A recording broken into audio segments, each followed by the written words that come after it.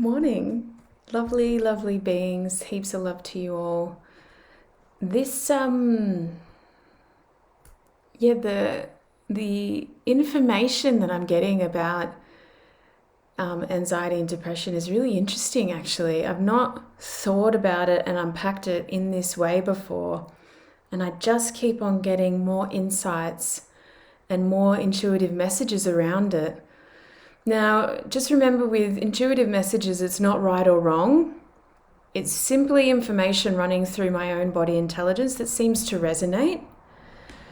And I know the frequency of when it is coming through, not of me completely. So I'm integrating it with what I've seen, what I know, what I think, my opinion. But it's not purely just my opinion. There is a different energy to it.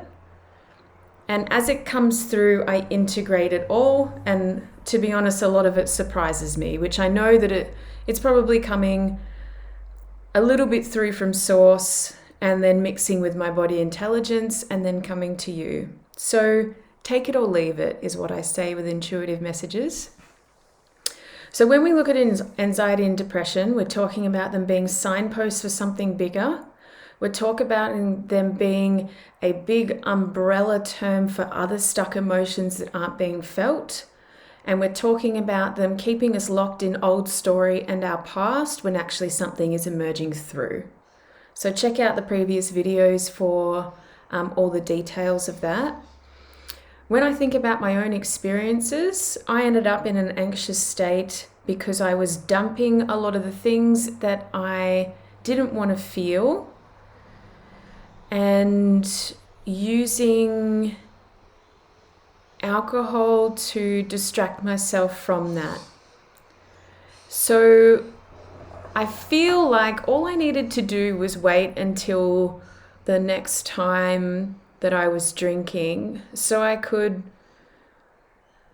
dump a little bit of the stuff that I didn't want to feel away. And what happened eventually, I mean, don't get me wrong, I've had a lot of fun and adventure and beautiful, wonderful times where drinking and drugs are involved. But if I'm looking specifically at the times in my life where anxiety was not only a symptom, but a prolonged state that took a lot of my energy and really threw off who I thought I was, the alcohol was there to mask what was compounding inside me. And I knew what was compounding is something new was happening, but I wasn't sure what that meant for me. And if you go far into dependency or addictions, you get really scared about what your life would be like without that thing. Because it's been a part of your life for so long, it's become a big hobby, it's become something that's with you in all the good and all the bad. But what was happening at the same time as the anxiety was my hangovers were becoming so intense that I was finding it really hard to justify them. So I was spiraling into panic attack mode during hangovers.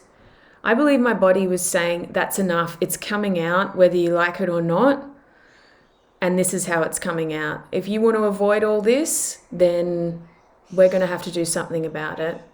And I now know that my guides would have been there saying, look, we've got to do something about this. We can't let her go on because she's going to greatly miss her purpose and her mission here, her real purpose and mission. And all I could feel was anxiety, but I knew that there was other stuff underneath. There was despair, there was resentment, there was anger, there was so much fear, crippling fear actually. There was worry, a lot of worry. There was lots of joy as well, possibly too much joy. And I also have the awareness that these heightened emotional states that we're calling umbrellas for a lot of different things can be there not only because we're dumping emotions we don't want to feel, but it's possible that we're overexerting emotions that aren't sustainable. So I now know that a lot of my joy and excitement and positivity that I was expressing throughout most of my life is also not very sustainable. I was following my excitement, and that felt wonderful for so long, and it really took me to the most beautiful places in the world, around the globe and within myself. But feeling happy all the time is really quite exhausting. So even those people that are high energy anyway, or running high energy programs all the time, can end up in what we call mental health problems if they are wearing their resources thin. Happy all the time is no different to sad all the time. Both are not completely acknowledging our full range of emotional states and how long they're meant to be experienced in the body. Happiness is like a jump for joy, a high expression, a yay, happiness, this is great. It's not meant to last for hours and hours and hours and days and months and months. Sadness is meant to be completely debilitating and exhausting as well. A complete release. There's meant to be tears and despair. But again, can you imagine staying in that state for hours or days or weeks? You can also feel the resources that are needed to prolong that. Now, the dicey part about substances is we are manipulating the body's natural energy to keep us somewhere where we want to be. Bottom line of that is we are trying to control energy states rather than just surrendering to what our energy is telling us. And it often breeds a masking situation, which means I'm trying to control who I am, what my energy says, because that's more convenient for my ego or my comfort level or whatever. But it can often be that high denial situation too. So feeling what needs to be felt seems to be the remedy for a lot of these states. Let's also talk about prevention. I think prevention is far more important than a remedy, but if you are in an anxious or depressed state, then I would highly suggest, based on the theory that things have gone too far, your body is signaling all sorts of craziness, it's time to reach out and get someone to unpack that with you. A health practitioner, a few types of healers, go at it. Make sure it's aligned with how you want to do it.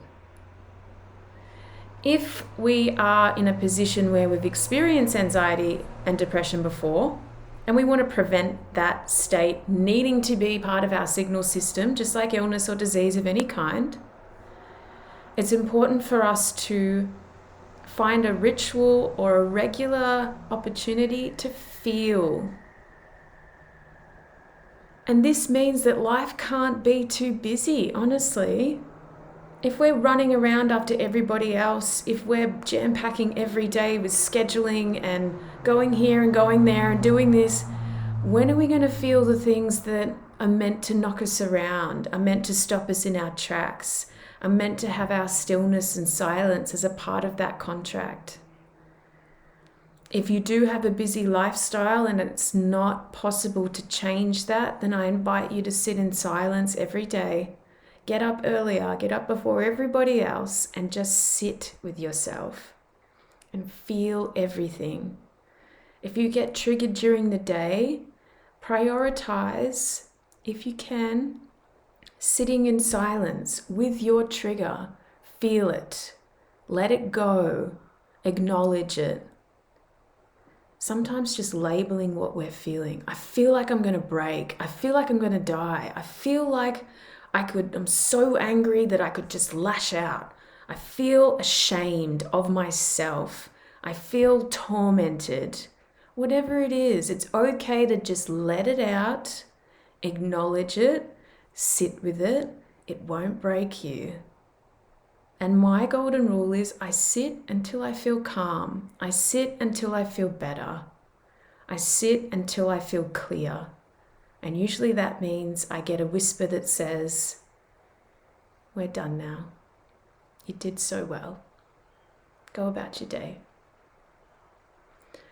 So let me know what you think. Let me know what you feel. If you're not sitting in silence, then this might be your sign. This might be your indicator. Again, it can't hurt. It's probably the thing that could hurt the least is just sitting with yourself. But it's given me the best results in my entire life. It has really been the game changer for everything. And it's time. The more anxious or depressed you feel, the more you need to sit.